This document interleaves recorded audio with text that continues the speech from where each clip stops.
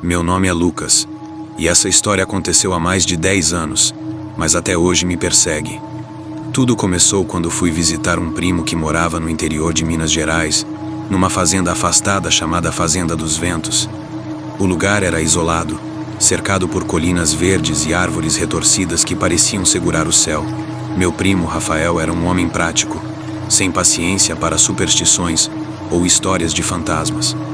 Porém, havia algo no jeito que ele falava sobre a fazenda que me deixou inquieto. Cheguei numa tarde de dezembro, com o céu nublado e o vento assobiando entre as janelas da casa. Assim que entrei, senti um arrepio estranho, como se o lugar tivesse vida própria. A casa era enorme, feita de madeira antiga que rangia a cada passo. Rafael parecia aliviado por ter companhia e, naquela noite, jantamos conversando sobre coisas simples: a colheita, os vizinhos e o clima. Porém, quando mencionei que queria explorar a fazenda, ele ficou sério. Evite sair à noite, disse, secamente. E se ouvir algo estranho, ignore.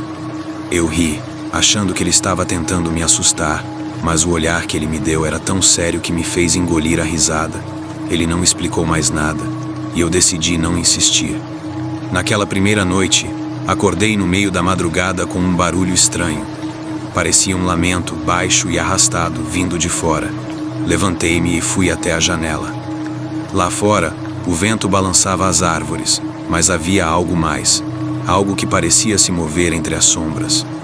No dia seguinte, comentei com Rafael, mas ele desconversou, dizendo que era apenas o vento. Porém, sua expressão traía um medo que ele não queria admitir. Resolvi investigar por conta própria. Durante o dia, caminhei pelos arredores da fazenda. Encontrei um velho celeiro abandonado, escondido entre árvores altas. A estrutura estava prestes a desabar, mas algo me puxou para dentro. O cheiro de mofo era quase insuportável. Mas o que mais chamou minha atenção foi uma série de marcas no chão, como se algo tivesse sido arrastado repetidamente. Havia também símbolos gravados nas paredes, desenhos que não reconheci, mas que me deram uma sensação de desconforto. Senti uma presença, como se alguém estivesse me observando. Saí de lá às pressas, mas a sensação de estar sendo seguido não me abandonou. Quando contei a Rafael sobre o celeiro, ele ficou pálido. Nunca devia ter entrado lá, disse ele. Aquelas marcas, elas são de antes de eu chegar aqui. Ele então contou a história da fazenda. Décadas atrás, o dono anterior, um homem chamado Elias, era conhecido por ser um homem cruel. Ele explorava seus trabalhadores e, segundo os moradores antigos, fazia rituais estranhos no celeiro. Ninguém sabia ao certo o que acontecia lá, mas depois que Elias desapareceu misteriosamente, a fazenda ficou conhecida como amaldiçoada. Desde então, quem tentava viver ali não ficava por muito tempo. Naquela noite, o vento parecia mais forte, uivando como um animal ferido. Eu estava tentando dormir quando ouvi novamente o lamento, mas desta vez estava mais alto, quase dentro da casa. Levantei-me e encontrei Rafael na sala, segurando uma espingarda. Você ouviu? Perguntei. Ele apenas assentiu, os olhos fixos na porta. De repente, a luz das lamparinas oscilou e um frio cortante percorreu o ambiente. O som ficou mais intenso, agora parecendo vozes sussurrando em uníssono. Rafael olhou para mim. Está vindo do celeiro. Eu não queria ir, mas Rafael estava determinado. Pegamos lanternas e fomos até o celeiro. O caminho até lá parecia interminável. O vento parecia carregar as vozes, agora mais claras, palavras que eu não conseguia entender. Quando entramos no celeiro, tudo ficou silencioso. Apenas o som de nossas respirações quebrava o silêncio. No centro do celeiro, havia uma marca no chão, como um círculo queimado. Assim que pisamos lá dentro, a porta se fechou com força e as lanternas começaram a piscar. Foi então que vimos uma figura alta, magra, com olhos vazios que brilhavam em um vermelho sinistro, apareceu no canto do celeiro. Seu corpo parecia feito de sombras e sua presença era esmagadora. Rafael levantou a espingarda, mas antes que pudesse disparar, a figura atravessou o celeiro em um movimento impossível e o derrubou. Eu estava paralisado, mas algo dentro de mim me obrigou a reagir. Peguei um pedaço de madeira do chão e acertei a figura, que recuou, emitindo um grito ensurdecedor. Aproveitei o momento para ajudar Rafael a se levantar, e juntos corremos de volta para casa. Passamos o resto da noite em silêncio, trancados no quarto. Na manhã seguinte, Rafael disse que ia vender a fazenda. Ele sabia que aquilo que vimos nunca nos deixaria em paz. Eu nunca mais voltei à Fazenda dos Ventos, mas às vezes, em noites de tempestade, ainda ouço aquele lamento nos meus sonhos. E quando acordo, sinto o mesmo frio daquela noite, como se algo ainda estivesse me observando, esperando.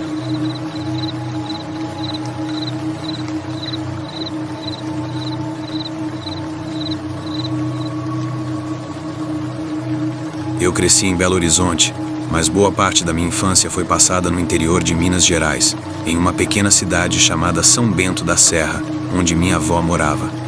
Sempre amei o clima tranquilo do campo, o cheiro do mato e as histórias que os mais velhos contavam em volta do fogão a lenha. Porém, foi lá que vivi o episódio mais aterrorizante da minha vida. Era julho, e eu tinha 19 anos. Estava passando as férias na casa da minha avó, ajudando-a com as tarefas do sítio. Naquela época, eu não acreditava em nada além do que os olhos podiam ver. As histórias de assombrações que o pessoal da região contava eram, para mim, apenas folclore, mas isso mudou naquela noite. Minha avó tinha uma superstição antiga: nunca vá à Serra dos Anjos depois do pôr do sol. Diziam que a serra era um lugar sagrado, mas também amaldiçoado. Os anjos que caíram não querem testemunhas, ela dizia. Para mim, eram apenas histórias de gente simples. Mas naquela noite, decidi desafiar essa crença. Um amigo meu, o Joaquim, me chamou para ir até lá buscar lenha. Ele insistiu que seria rápido e que não precisávamos esperar o amanhecer. Que diferença faz? Ele disse, rindo. Contra o conselho da minha avó, concordei. Saímos por volta das 8 da noite. A lua cheia iluminava a trilha de terra batida, mas a floresta que ladeava o caminho era escura como breu. Tudo estava quieto, quieto demais. O som dos grilos e sapos, comum naquela região, estava ausente. O único barulho era o ranger das nossas botas no chão seco. A sensação de ser observado começou quando estávamos a meio caminho da serra. Parecia que havia algo, ou alguém, seguindo nossos passos, mas toda vez que olhávamos para trás, só víamos sombras. Tá ouvindo isso? Perguntei ao Joaquim, tentando esconder meu desconforto. O quê? Respondeu ele, parando por um instante. Foi quando ouvimos um sussurro vindo do meio da mata. Era baixo, mas claramente uma voz humana. Não dava para entender o que dizia, mas era insistentemente perturbador. Joaquim soltou uma risada nervosa. Deve ser o vento. Bora continuar. Seguimos em frente, mas cada passo parecia nos levar para mais longe da civilização. A trilha que eu conhecia de cor durante o dia parecia diferente à noite, como se estivesse viva, mudando de forma para nos confundir. Chegamos a um ponto onde a trilha sumiu completamente. À nossa frente havia uma cabana de madeira, que eu nunca tinha visto antes. Era pequena e parecia muito velha, com tábuas apodrecidas e janelas quebradas. Joaquim sugeriu que fôssemos conferir. Tá louco? Vamos voltar. Isso tá errado. Eu disse, mas ele já estava abrindo a porta. O interior da cabana era tão estranho quanto o lado de fora. Havia símbolos desenhados nas paredes, feitos com algo que parecia sangue seco. No centro, uma mesa coberta de velas apagadas e objetos que pareciam ossos humanos. Foi então que ouvi um som que gelou meu sangue. Passos pesados vindo da floresta, cada vez mais perto. "Quem tá aí?" gritou Joaquim, tentando parecer corajoso. Mas a resposta veio de uma forma que nenhum de nós esperava. A porta da cabana se fechou com força, sozinha. As velas se acenderam, e o ambiente foi tomado por um cheiro de enxofre. Uma sombra alta e deformada apareceu no canto da sala, sem olhos, mas com um sorriso que não era humano. "Vocês não deveriam estar aqui", disse uma voz gutural, que parecia vir de todos os lados ao mesmo tempo. Joaquim tentou correr, mas a porta estava trancada. Eu não conseguia me mexer, paralisado pelo medo. A sombra começou a se aproximar, estendendo o que pareciam ser braços impossivelmente longos. De repente, uma explosão de luz iluminou a cabana, e a sombra recuou, gritando de ódio. A porta se abriu sozinha, e eu e Joaquim saímos correndo sem olhar para trás. O som dos gritos daquela coisa nos seguiu até chegarmos à trilha novamente. Quando finalmente avistamos as luzes do sítio da minha avó, caímos no chão, exaustos. Contamos a ela o que aconteceu, mas ela apenas balançou a cabeça, como se já soubesse. Eu avisei para não irem lá. A Serra dos Anjos não é lugar para gente viva. Joaquim nunca mais voltou àquela região. Eu também nunca mais pus os pés na Serra dos Anjos. O que vimos naquela noite ficou marcado em nós como uma cicatriz invisível. Até hoje, quando penso naquela sombra, sinto o mesmo frio na espinha que senti naquela cabana. Às vezes, em noites muito silenciosas, ainda ouço sussurros.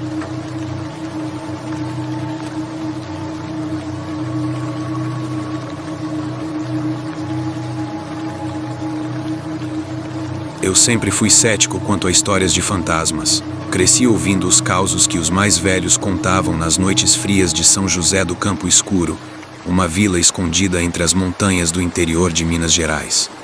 Eram relatos de almas penadas, de vultos na estrada e de lugares que ninguém deveria pisar. Eu achava tudo isso um exagero, até aquela noite. Era dezembro, e eu havia voltado à vila para visitar minha mãe. Fazia anos que não aparecia por lá, ocupado demais com a vida na cidade grande. Naquela tarde, minha mãe insistiu para que eu evitasse a estrada velha. Não passe por lá depois do escurecer, ela disse, com a voz carregada de preocupação. O povo diz que a estrada é maldita, e quem desafia isso não volta o mesmo. Eu ri, achando que era mais uma das superstições locais. A estrada velha era o caminho mais curto para o sítio do meu amigo Vicente, onde eu passaria a noite. Decidi ignorar o conselho. Afinal, o que poderia acontecer? Quando o sol se pôs, montei na velha moto que meu pai havia deixado para mim e segui viagem. A estrada era um caminho estreito de terra batida, ladeada por árvores tão altas que suas copas quase formavam um teto. A única iluminação vinha do farol da moto, que projetava sombras inquietantes no caminho à frente. Logo percebi que algo estava errado. O vento, que sempre soprava forte naquela região, havia cessado completamente. O silêncio era opressivo, como se a própria natureza estivesse segurando a respiração. Enquanto avançava, comecei a sentir um desconforto crescente, como se alguém me observasse. Olhei para os lados, mas só havia escuridão e as árvores imóveis. Então vi algo. No limite da luz do farol, uma figura estava parada no meio da estrada. Parecia uma mulher, vestida com um longo vestido branco. Ela estava imóvel, com a cabeça baixa, os cabelos cobrindo o rosto. Reduzi a velocidade e chamei. Ei, tá tudo bem? Precisa de ajuda? Ela não respondeu. Algo no silêncio dela me deixou inquieto. Decidi dar a volta, mas quando olhei para trás, percebi que a estrada atrás de mim parecia diferente. As árvores estavam mais próximas umas das outras, e o caminho parecia mais estreito, quase como se estivesse se fechando. Respirei fundo e tentei passar pela figura, desviando para o lado. Quando estava quase ao lado dela, senti um frio intenso, como se o ar tivesse sido drenado de calor. Então, ela levantou a cabeça.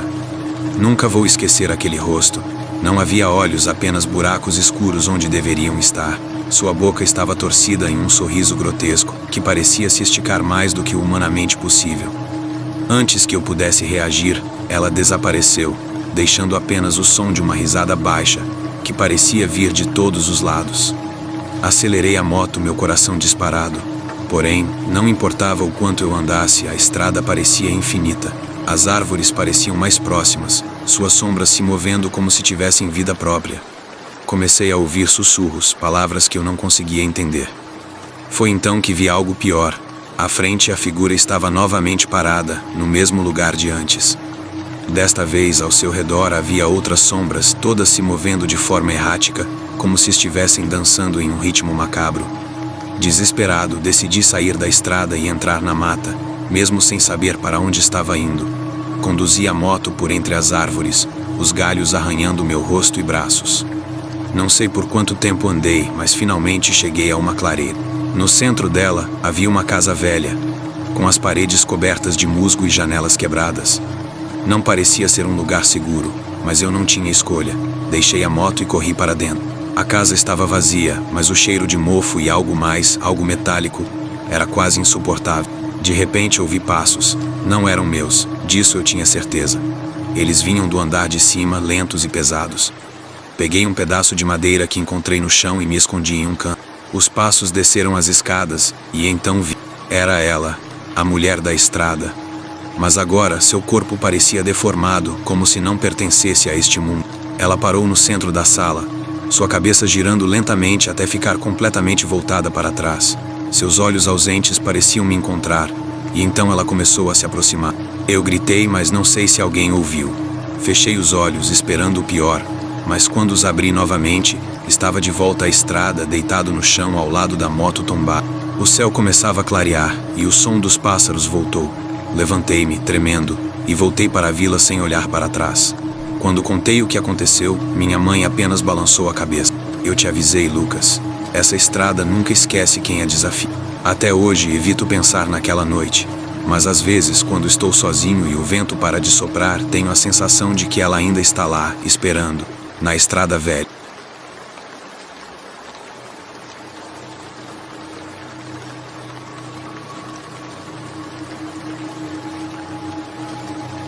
Eu me chamo Tiago, e o que vou contar aconteceu há mais de 20 anos, mas até hoje me atormenta. Eu era apenas um jovem recém-formado em engenharia civil, ansioso para começar minha carreira. Minha primeira grande oportunidade veio de uma construtora que precisava de um engenheiro para avaliar um terreno no interior de Minas Gerais, na pequena cidade de Santana do Escuro. Mal sabia eu que aquele trabalho mudaria minha vida para sempre. Santana do Escuro era um lugar isolado, cercado por montanhas e vales profundos. A cidade tinha menos de 1000 habitantes, todos desconfiados de forasteiros. Quando cheguei, fiquei hospedado numa pensão modesta no centro. Assim que mencionei que estava ali para avaliar o terreno onde ficava o antigo poço de Santana, a dona da pensão fez o sinal da cruz e se recusou a dizer mais qualquer coisa. Curioso, perguntei aos moradores sobre o poço. Alguns fingiam não ouvir, outros me aconselhavam a voltar para casa. Um senhor chamado Geraldo finalmente cedeu. Moço, não vá mexer naquele lugar. O poço é amaldiçoado. Desde que foi cavado, só trouxe desgraça. Segundo ele, o poço de Santana havia sido construído no século XIX para abastecer a cidade, mas logo após sua inauguração, acidentes estranhos começaram a acontecer. Trabalhadores desapareciam, pessoas próximas ao poço ficavam doentes, e havia relatos de uma mulher vestida de branco vagando ao redor dele durante a noite.